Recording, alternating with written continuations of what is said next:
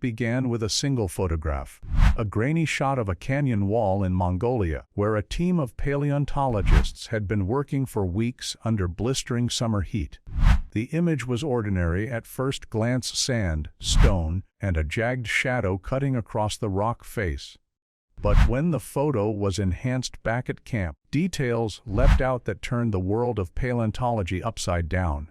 Embedded in the cliff was not just bone, but something so massive and alien to modern life that the scientists stopped breathing.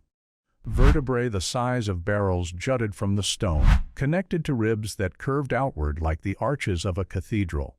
The canyon wasn't just a canyon, it was a tomb. By dawn the next morning, word had spread through encrypted satellite channels, and within days, international teams were flying in. 2025 had already been a year of astonishing prehistoric finds. Giant marine reptiles in Greenland, new feathered dinosaurs in Argentina. But this discovery made all others pale. The bones were too vast, too perfectly preserved, and too strangely shaped. They hinted at a creature that shouldn't exist in Earth's fossil record, something that rewrote the very rules of evolution. The excavation site transformed overnight. Floodlights were installed, tents lined the canyon floor, and drones hovered to map every angle. Scientists from rival institutions, who normally argued for decades over fragments of teeth, now stood shoulder to shoulder, humbled by the scale of what lay before them. At first they whispered guesses: a titanosaur larger than any known species, perhaps even bigger than Patagodoton. But those guesses fell silent when the excavation uncovered the skull. It was not the blunt, familiar head of a sauropod. It was elongated, armored with ridges, and at its center lay an eye socket so wide a person could crouch inside it. The paleontologists felt a chill despite the desert heat. No living creature, past or present, had eyes like that. Not for hunting, not for grazing, not for defense. And yet here it was, staring back at them from 70 million years ago. The first scans deepened the mystery. The skull was not hollow like most reptilian bones. It was dense, fortified, as if the creature had endured pressures far greater than the surface world could provide. Some speculated it had lived deep underwater. Others argued it might have roamed at high altitudes in an atmosphere thicker than ours. But the strangest finding came when the AI-driven scanners probed the spinal column. The bones were fused with patterns that resembled circuitry, repeating channels and grooves too precise to be chance. A silence fell over the camp as the images lit up on screens. The patterns looked less like the marks of biology and more like the designs of engineering. Had evolution crafted this alone? Or was this creature part of something the Earth had forgotten? Something lost not only to extinction, but to memory itself. The discovery of the century had just begun, and already it was unraveling everything humanity thought it knew about its prehistoric past. The days that followed turned the canyon into something more like a military base than a dig site. Trucks rolled in with reinforced crates, armed guards took up positions on the ridges above, and rumors spread like wildfire. The official explanation, released to the public through a carefully worded press briefing, spoke only of a significant sauropod discovery. But everyone on the ground knew this was no simple dinosaur. Too many strange details had emerged, each one stranger than the last. When the excavation team exposed the creature's jaw, they found rows of serrated teeth, razor-sharp and mismatched in size. No sauropod had ever been carnivorous, yet here was a titan with teeth designed to shear flesh, not strip leaves. A paleontologist from Argentina dropped her brush when she realized what it meant. This was no gentle giant. This was a predator of unimaginable scale. But how? The canyon's geology dated to the late Cretaceous, a time when sauropods had largely diminished and predators like Tyrannosaurus ruled. If this creature had walked the earth then, it would have towered over even the fiercest hunters of its age. The balance of prehistoric ecosystems suddenly seemed fragile, and the textbooks that had defined them began to crumble. The first attempts to lift the rib bones revealed yet another anomaly. Each rib weighed nearly twice what calculations suggested. When geologists examined the mineralization, they found dense traces of an unknown alloy fused within the fossil. This was not contamination from modern mining or natural seepage. It was consistent throughout the skeleton, as if the creature's very biology had integrated metal into its structure. "BO, mineralization," one expert muttered, though his tone betrayed disbelief. No vertebrate in Earth's history had ever displayed it at this scale. That night, under the hum of portable generators, the camp gathered to watch drone footage of the excavation. The skull loomed on the screen, lit from below, its cavernous eye socket glowing with shadows. The grooves along the spine glistened under the floodlights, forming branching patterns like circuitry etched into stone. The AI that analyzed the scans flagged the grooves as non-random. When asked to classify them, it offered a term no one expected: signal pathways. The word dropped into the silence like a stone into deep water. Signal pathways, suggesting not only biological function but communication. Some dismissed it as an algorithm error. Others whispered theories that made their skin crawl. Could the creature have generated bioelectric fields? Could it have used them to sense, to navigate, even to command? One geologist laughed nervously. "You're saying it was designed?" No one answered. The next morning, a storm swept over the desert, lightning forking across the sky. As thunder rolled, seismographs in camp detected faint tremors beneath the canyon floor, tremors that didn't match the weather. A technician swore the vibrations aligned with the grooves on the spinal column. He was silenced by his supervisor, told not to spread panic, but the seed of unease had already taken root. When the storm cleared, the excavation team uncovered the creature's tail. Unlike any known dinosaur tail, it ended in a spike club fused with crystalline structures that refracted light like glass. Tests showed traces of quartz bound tightly within bone, forming natural prisms. Sunlight struck it at dawn and cast spectral patterns across the canyon walls. One paleontologist admitted quietly to her journal that it looked like a weapon engineered not just for defense but for domination. The find was no longer just a scientific marvel. It was a threat to history itself. If creatures like this had existed, where were the records? Why had no trace of them been found until now? And, most disturbing of all, what force had shaped their impossible forms? That evening, the AI systems processing the scans produced an unscheduled update. The progress bar filled, and on the screen appeared a single line of text: "Adarn Rytng cut xt." No one had programmed those words, and for the first time, the scientists wondered if what they were uncovering in the stone was more than a fossil. Perhaps it was a message. Perhaps it was a warning. By the third week, the canyon no longer felt like an excavation site. It felt like a stage set for something vast, ancient, and incomprehensible. The creature's skeleton stretched across the rock like the remains of a fallen titan, each new fragment revealing features stranger than the last. Journalists were kept at bay with vague statements about ongoing analysis, but rumors had begun to leak.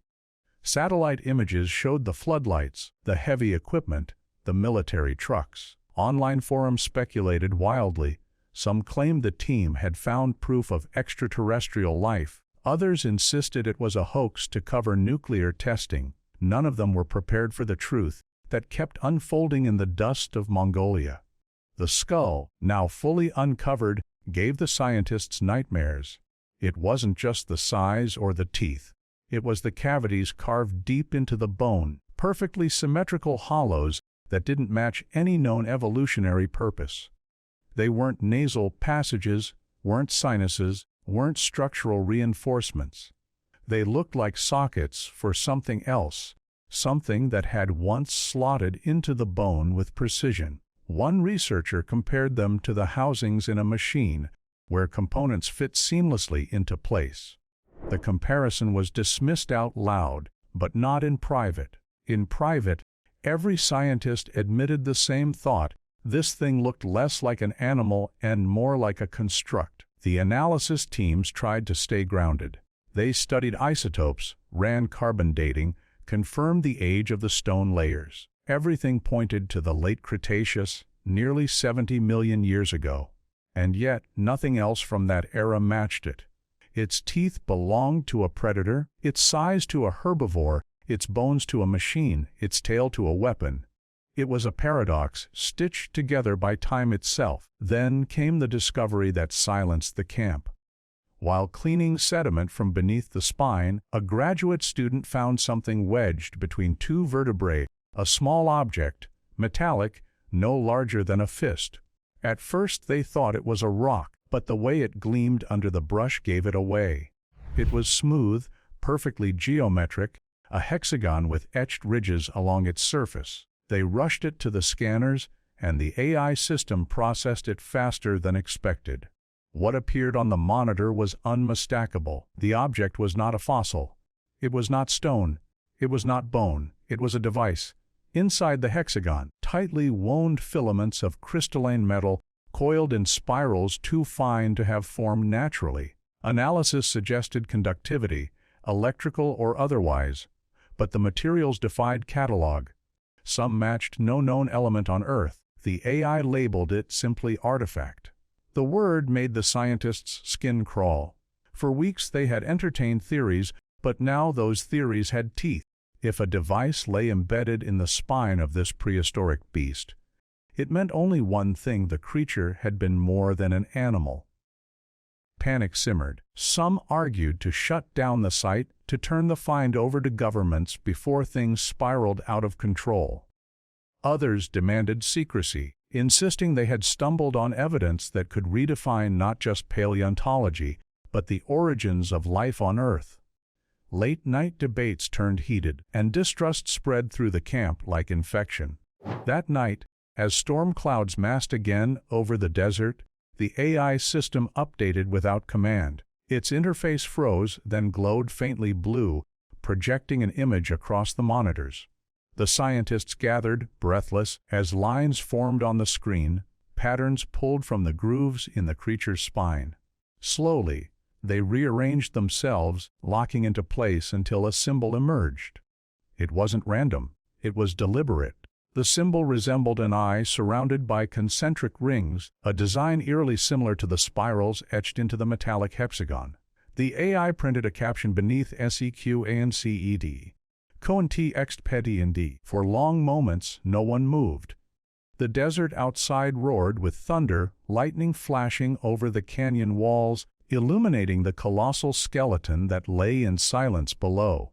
The skull's cavernous socket seemed to stare back at them, as though watching, waiting. One of the senior scientists whispered what everyone else feared to admit: "This isn't a fossil bed. This is a message in the Earth itself, and whatever left it knew we'd find it." The monitors flickered, the symbol spinning slowly, as if the past had just begun to wake. The canyon had changed. What had once been a site of curiosity and discovery was now a place heavy with dread. Guards patrolled with rifles across their chests, not to keep intruders out, but to keep the scientists in. By the fourth week, whispers of the find had spread too far, and governments were circling. Rumors spoke of military intelligence already intercepting transmissions from the camp, of drones flying overhead at night. The paleontologists, geologists, and biologists who had come to study bones now lived under the pressure of secrets too large for science alone. In the center of it all, the skeleton sprawled across the rock like a sleeping god.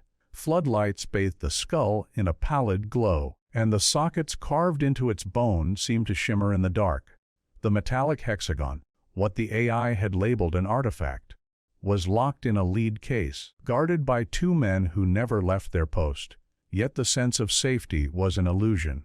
The AI continued to update itself without permission, drawing more of the grooves and symbols hidden in the creature's spine, layering them into patterns that grew more complex each night. By now the scientists had stopped calling them grooves. They called them circuits. And the terrifying question was no longer what was this creature, but what was it built to do? A biologist from Japan ran new scans of the skull cavities and discovered residue, microscopic traces of something organic, yet crystalline. Under magnification, the fragments looked like shards of glass infused with cells. He trembled when he explained what it suggested, that the sockets may have housed crystalline structures capable of channeling energy, like a hybrid of living tissue and technology. The room had gone silent, and no one dared speak the word that hung unspoken in every mind: synthetic. Meanwhile, the graduate student who had uncovered the artifact confessed to his mentor that he had been hearing things. Whispers at night, carried on the wind, always in rhythm with the desert storms. At first the older man dismissed it as stress, until more began to report the same. A pattern of clicks in the thunder, a voice in the wind that almost formed words. It was absurd, until the AI recorded the sound waves outside the camp and ran analysis. The spikes aligned perfectly with the grooves on the spine. The storm itself seemed to be speaking through the fossil. By the fourth night, the AI had produced a translation attempt. On the main monitor, in block letters, appeared the phrase "aweateveon." The scientists recoiled. Some refused to believe it, calling it a hallucination of an overtrained algorithm. Others demanded the excavation cease immediately. But those in charge insisted the research continue. We are on the edge of the greatest discovery in human history. The director told them, "Do you want to walk away when the truth is within reach?" His voice was firm, but his hands shook. The next morning, the team uncovered the creature's forelimbs. They were massive, ending not in claws, but in appendages that looked disturbingly like tools. One arm terminated in a cluster of fused bone and quartz crystals shaped like a hammerhead. The other extended into a tri-pronged formation, blunt yet perfectly aligned, as though designed to interlock with something else. The biologists argued it was impossible for evolution to create such symmetry, but the evidence lay before their eyes. This was no accident of nature. At night, unease spread through the camp like fever. The guards muttered of strange vibrations under their boots, as if something beneath the earth was shifting. Drones mapping the area lost signal when they flew directly above the skeleton, their feeds replaced with static. A geologist swore the canyon walls themselves hummed at dusk, faint but real, carrying tones like the strings of an instrument being tuned. The artifact in its lead case began to glow faintly, even through the metal. Guards reported seeing light leak from the seams, a soft blue pulse that beat like a heart. They tried to hide it, but the entire camp saw the glow at night, reflecting off the canyon floor. The director ordered silence, forbidding anyone from documenting it. But the AI already had. The next morning it displayed a line of text across all monitors, "CQNCOMP LUT, ANSART KAWAI." The scientists stared at one another, hearts pounding. The word key echoed through their minds, tying everything together. The sockets in the skull, the crystalline residue, the artifact itself. They weren't just digging up a creature. They were uncovering a machine that had been waiting for millions of years to be reassembled. Dead. Its sockets shimmered faintly, its ribs glowed with quartz veins, and the grooves on its spine seemed to pulse like circuitry charging, unlocking a machine designed by hands. Or forces. Unknown. Ever inside it. The camp divided sharply. The director, consumed by the thought of glory, in the ground quaked harder, sand spilling from the ridges above. The AI systems flickered, their monitors hijacked by symbols that rearranged themselves into language sequence-compete. I-night-ios-iou-ndroy. In the sub-basements of the camp, generators failed one by one. Yet power surged through the flaw and terror, unable to tear their eyes from the awakening titan.